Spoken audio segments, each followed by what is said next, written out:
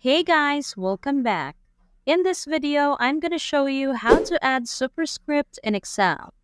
Let's get started.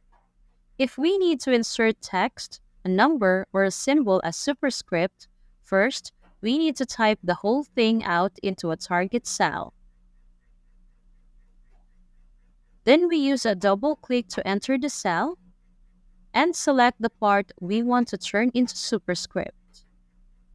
Next, we go to the Home tab, find the Font section, and click on the small arrow in the corner. A pop-up window appears where we can select the option Superscript.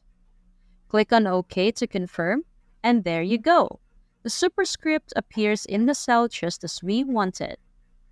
But that's not all for today. Let's learn one more way to insert superscript in Excel. Again, we type text into a cell. Select the part to be turned into superscript. But this time, we right-click and choose the Format Cells option from the menu. The same window pops up where we check the superscript option.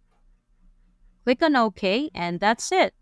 These two methods are the most convenient if you need to insert superscript in Excel. Thanks for watching, and if you found this video useful, don't forget to give it a thumbs up and hit the subscribe button for more content like this.